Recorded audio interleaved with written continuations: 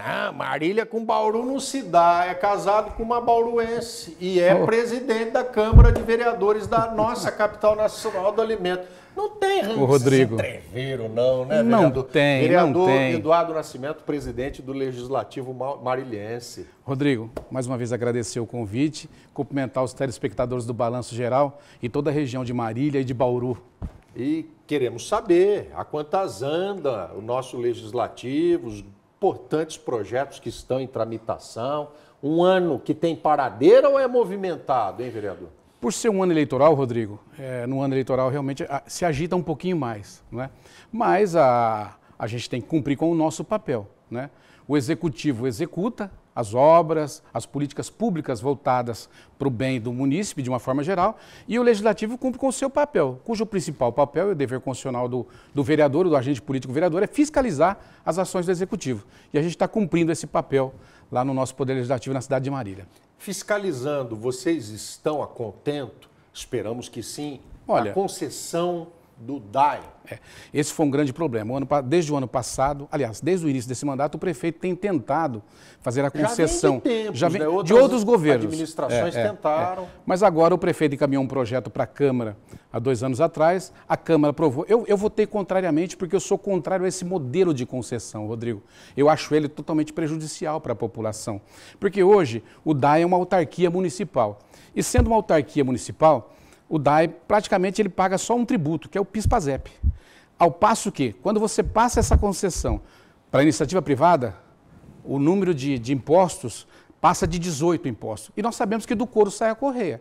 Se você vai pagar mais tributos, se o custo operacional ele é maior, quem vai pagar é o contribuinte. Por exemplo, eu sou autor do projeto de lei que criou a tarifa social na cidade de Marília. É um problema.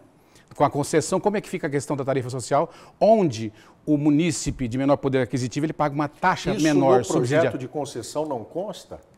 Consta, mas depois vai ter uma agência que vai regular isso. Então, a gente vê isso com desconfiança, esse modelo que o prefeito quer implantar na nossa cidade. Esse motivo pelo qual levou eu e mais um colega, o agente federal Júnior Feff, votamos contrariamente, fomos votos vencidos. O prefeito conseguiu essa autorização. Hoje essa concessão ela está parada devido a uma decisão judicial. Foram apresentados alguns problemas no edital, né? Algumas empresas concorrentes, elas entraram com ações judiciais para parar esse processo e uma dessas empresas interessadas na concessão do departamento conseguiu com que o judiciário impedisse o andamento desse processo de concessão. Hoje está parado, não tem data. Não tem nenhuma previsão desse coisa sair da toca. Não tem, até porque foram apontadas, né, algumas ilegalidades, algumas irregularidades durante o processo no edital, tem que ser corrigidas, né? Se não corrigir esse edital, o edital não está apto a novamente ser publicado e dar andamento no processo de concessão. Isso atrapalha o trabalho da autarquia, porque nem tchan e nem sai da moita. Vamos vender, tem que se fazer investimento, mas se a gente fizer, vai ser perdido. Porque existe uma insegurança também dos servidores, Rodrigo. Hoje o DAE tem mais de 300 funcionários, né? E eles não sabem também. Aí você vai... A pergunta que você acabou de me fazer, não consta no contrato, não consta no edital... Consta, mas existe uma insegurança. As pessoas não sabem quanto vai ficar o futuro. Se esses servidores vão ser absorvidos pela prefeitura, se serão demitidos, se haverá um PDV. Então, hoje há uma insegurança nos servidores da autarquia também, com o que vai acontecer com a situação deles, com a questão do futuro deles. Hoje são servidores concursados, mas com a venda do departamento eles não sabem como vai ficar o futuro deles. Então, isso atrapalha. E também, você tem que fazer um planejamento no departamento para o futuro. Porque hoje, o DAE, ao longo dos anos, o que acontece? Foram precarizando os serviços do DAE. Hoje está praticamente tudo sucateado o departamento, até porque isso é uma tática usada pelos governos. Até no que se refere também em governos federais e estaduais, você sabe muito bem que um governo, quando ele quer fazer a concessão de uma rodovia, ele deixa ela estragar bastante. Aí o usuário chega uma hora e ele fala, eu não aguento mais trocar o pneu do carro, trocar a amortecedor, pelo amor de Deus, põe uma praça de pedágio aqui e privatiza isso. Com o Departamento de Água e Esgoto não é diferente. Foram precarizando o departamento ao longo dos anos, né? O maquinário todo obsoleto, né? Então inviabilizando o departamento, faltando água na torneira. Hoje Marília praticamente desperdiça 40% da água que ela capta. Entre a captação e a distribuição, há um desperdício de 40% da água que é captada pelo município. Então há um déficit de água. Comumente, geralmente, em períodos de verão, de alto verão, falta água na cidade de Marília. Então esse processo concessão, não concessão, respondendo à pergunta inicial que você fez, realmente atrapalha o andamento do departamento. E quem perde com isso é a população. Empachada a concessão ou não do Departamento de Água e Esgoto, e também foi empachado o reajuste do transporte coletivo. Era para subir. Quando foi, uma ação judicial mandou baixar. Como é que está isso? O Poder Executivo alega que nos últimos 3 anos não foi concedido nenhum aumento. A gente até concorda, mas não pode ser de uma vez. E de uma vez, a gente pega a inflação do período, dava em torno de 18%. O prefeito deu um aumento de 28%, 10% acima da inflação, né? Aí foi provocado o judiciário novamente, e o judiciário interveio e não impediu que as passagens sofressem esse aumento de 28%, que ia dificultar muito a vida das pessoas. Até porque um dos motivos que levou o prefeito, que ele alegou para conceder esse aumento de 28%, é de que o combustível diesel havia aumentado, quando na realidade o diesel nos últimos 2 anos o preço abaixou. Então foi um dos motivos alegados para o judiciário, que levou o judiciário a impedir que esse aumento fosse concedido. Hoje também está parado. As empresas recorreram ao Tribunal de Justiça, foi a primeira instância que bloqueou esse aumento, recorreram para a segunda instância, mas não tiveram sucesso. Ainda está bloqueado esse aumento. A população ainda está pagando a passagem no preço anterior. Vereador Eduardo, presidente da Câmara do Legislativo Marilhense, aqui ao vivo no nosso Balanço Geral. Trânsito. Marília, nós também temos acompanhado bastante. Investiu, mas investiu como na colocação de radares, vereador? Isso está causando também, Rodrigo, uma insatisfação muito grande na população, uma intranquilidade muito grande. O que a população alega... É preciso e o que ter os fiscalização, sim, mas sim. é o como foi feito? Como foi feito. E outra também, achou-se um número muito excessivo. Implantaram 22 radares na cidade, num contrato total ao custo de quase 30 milhões. Paga-se quase R$500 mil por mês. Para você ter uma ideia, nesses primeiros 10 meses de implantação dos radares em Marília, foram 80 mil multas, em torno de 80 mil multas a população recebeu na cidade. Então, um número muito elevado. E também não houve um estudo para a implantação das localidades. Tem que haver um estudo anterior e posterior à instalação. E outra coisa, o que a gente tem percebido, que no ano de 2022, quando não existiam os radares, em torno de 400 usuários, 400 CNHs foram suspensas. O ano passado, com os radares, dobrou esse número. Então, isso prejudica o pessoal de Uber, mototaxista, né? E também, claro que alguns pontos são críticos, há necessidade, a gente não é contra, não pode ser da forma indiscriminada que foram instaladas. E também não pode ser pegadinha.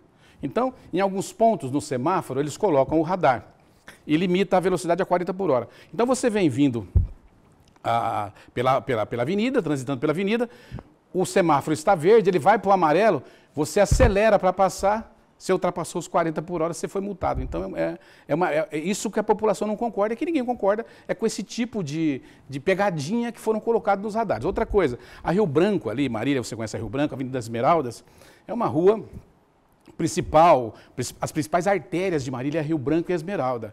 E eles colocaram a velocidade ali a 40 por hora, quando na maioria das vias é 50 por hora.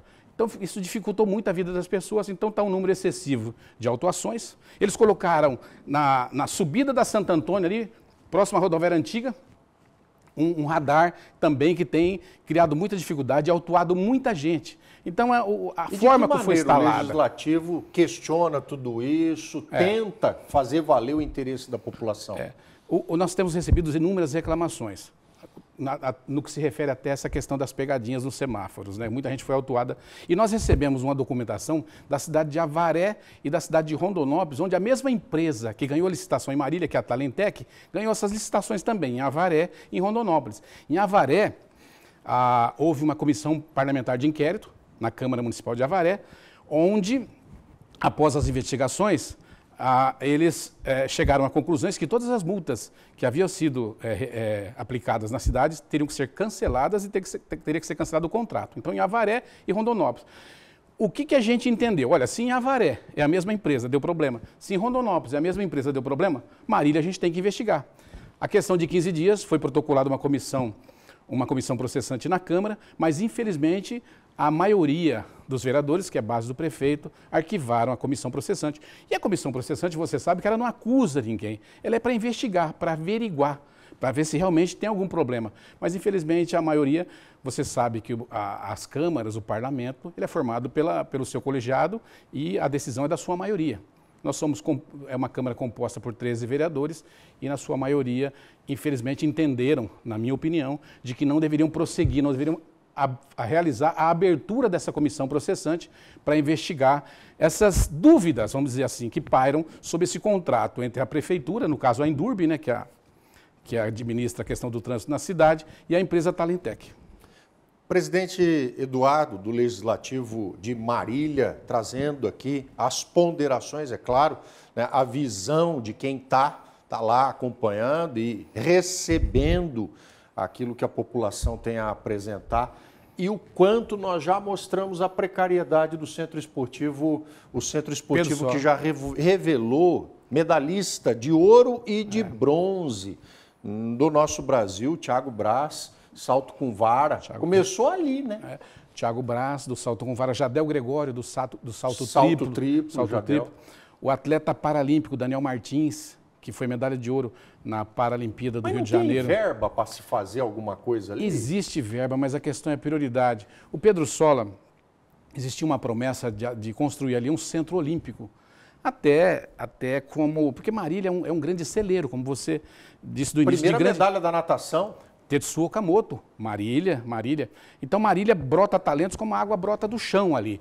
Só que o Pedro Sola, nós estamos vendo as imagens ali, infelizmente, está praticamente abandonado. Você vê ali que a gaiola, que é o equipamento para arremesso de dardo, está destruído. A pista, olha a pista. Em péssimas condições. O mato alto, em volta lá. Não há uma capinação, não há uma manutenção do espaço. Os banheiros estão com problema, né? O equipamento de ginástica com problema, o espaço onde os atletas guardam o seu material com problema, o banheiro feminino, masculino, com problemas sem porta. Então, há um abandono. E também, sem falar nas condições que estão sendo dadas atualmente para os atletas, porque o atleta ele precisa. A maioria dos atletas são amadores, né? Tem alguém que pratica o esporte por hobby, tem outro que pratica para disputar os eventos oficiais do Estado, que é os Jogos Regionais, Jogos Abertos, Jogos do Interior, e tem aqueles que querem ter o esporte como uma ferramenta de transformação, quer ser atleta no futuro. Então ali tem de tudo. Nós estamos vendo ali o professor Lecão. Então está faltando um incentivo para as viagens, para a alimentação desses atletas. Então, além da estrutura estar muito ruim, o suporte aos atletas também não está existindo mais. Infelizmente, nisso, Marília está deixando muito a desejar e é uma luta nossa para que o Poder Executivo Municipal aumente o orçamento da área do esporte para que esses atletas possam ter um mínimo de condição para que possam representar a cidade de Marília, vamos dizer assim, com mínimo de condição, né? Levar o nome de Marília do jeito que tem que ser levado. Perfeito. Vereador Eduardo, presidente da Câmara, Rodrigo, muitíssimo obrigado por participar aqui com a gente, sempre de portas abertas a todos, né, de todas as cidades, para que a gente tenha ciência de como estão as nossas cidades. Eu agradeço mais uma vez o convite e sempre que precisar estaremos sempre aqui à disposição. Um abraço a todos da TV Record e parabéns mais uma vez pelo brilhante programa. Obrigado. Agradecendo sempre a todos que estão aqui com a gente.